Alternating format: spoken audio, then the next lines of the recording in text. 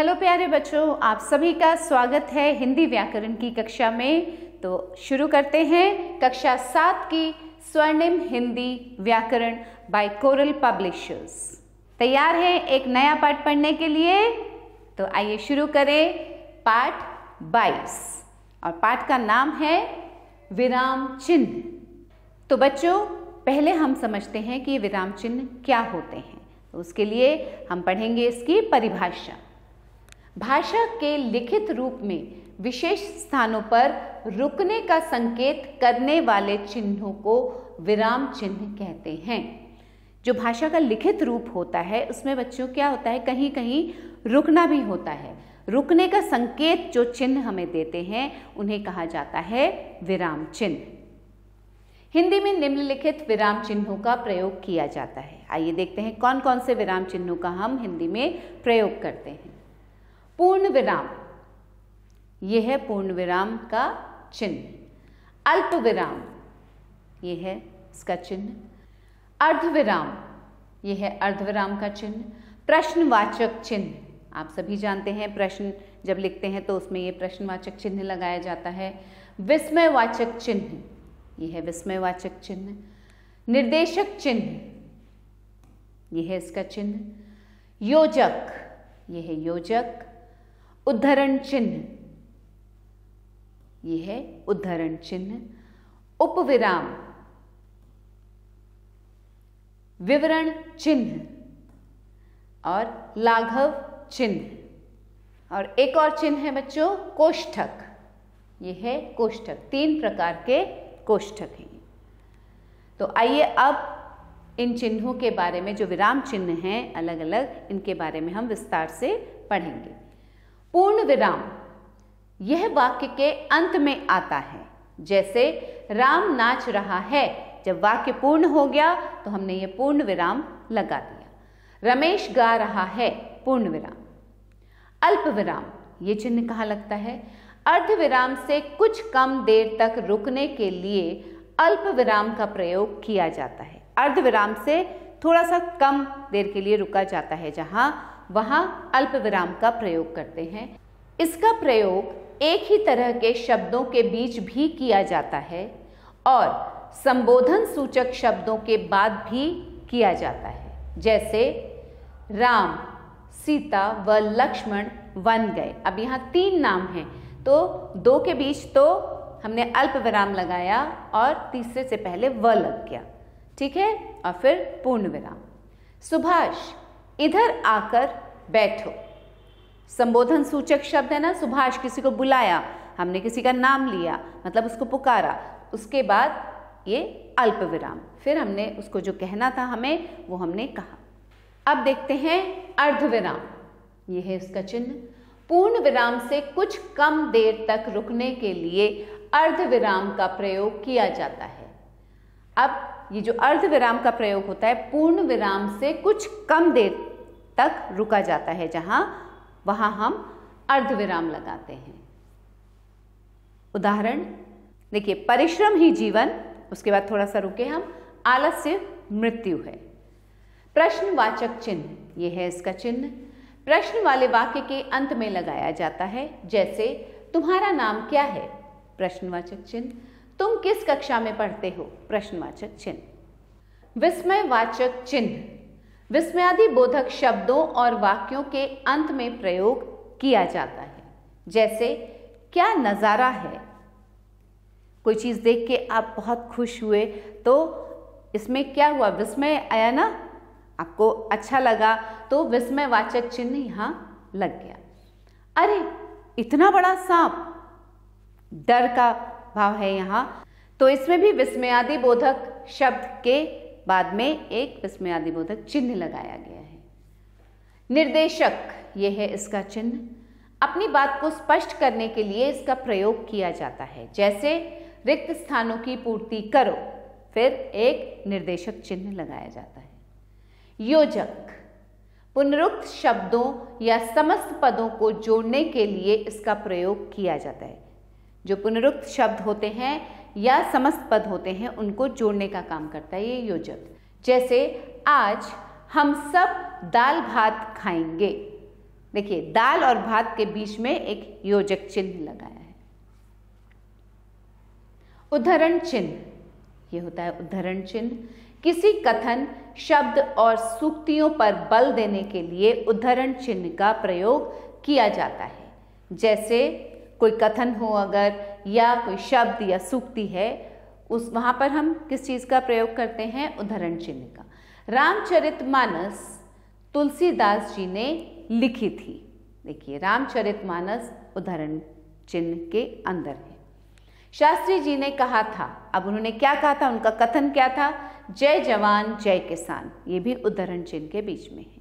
उपविराम, ये है उपविराम का चिन्ह। जहां किसी बात को अलग करके दिखाना हो वहां उपविराम का प्रयोग किया जाता है।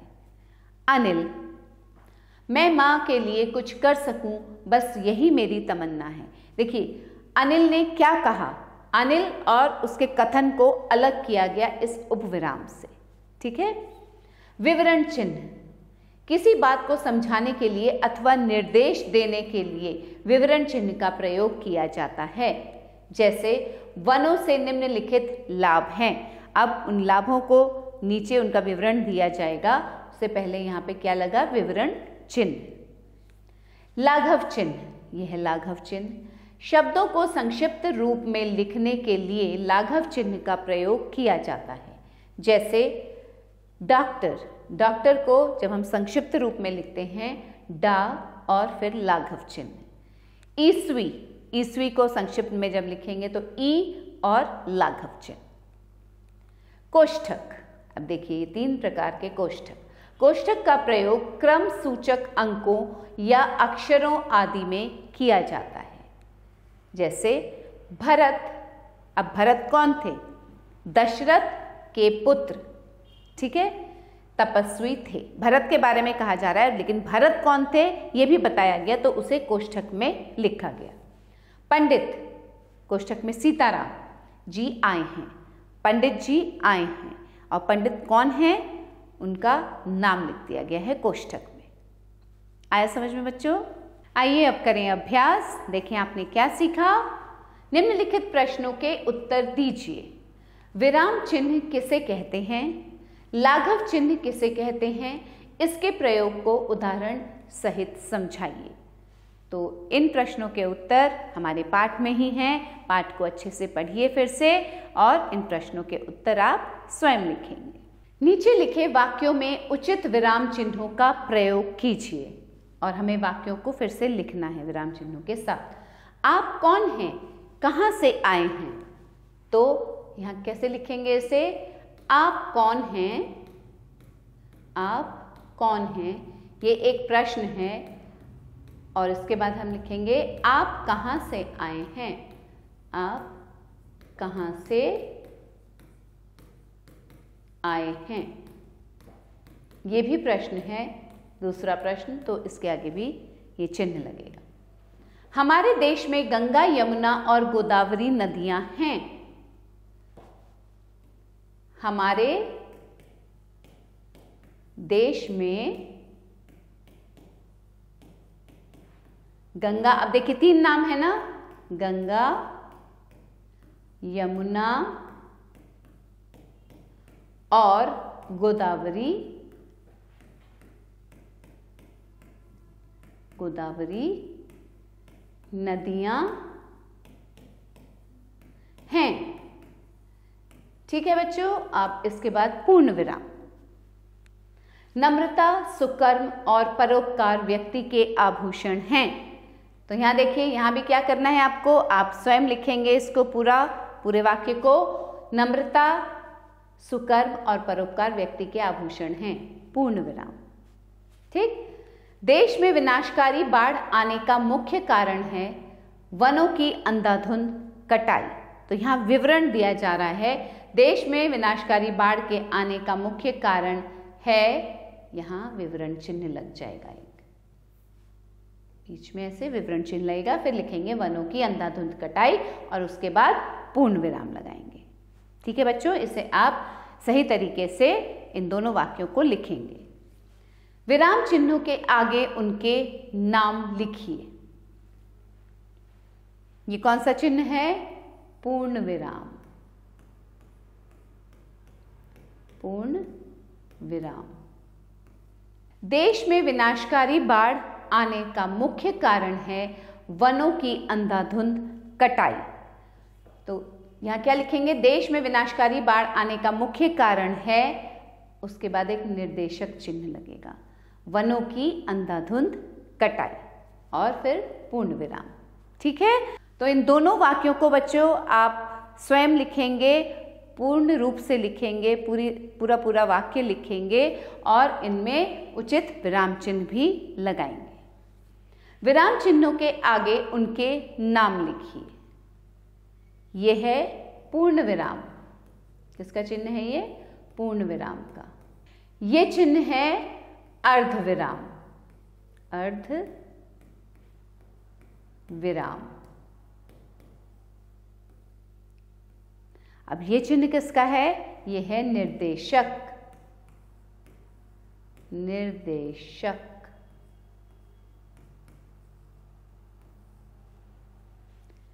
ये चिन्ह है विवरण चिन्ह। कौन सा चिन्ह है ये? विवरण चिन्ह।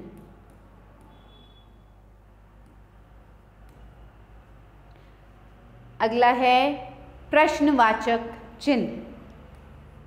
प्रश्नवाचक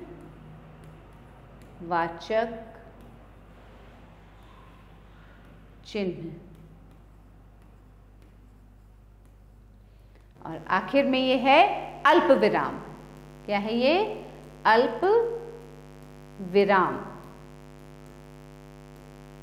ठीक है बच्चों, दिए गए वाक्य के अनुसार सही विकल्प चुनिए। अल्प विराम, कौन सा चिन्ह है अल्प विराम का? ये है अल्प विराम का चिन्ह। प्रश्नवाचक चिन्ह, ये है प्रश्नवाचक चिन्ह।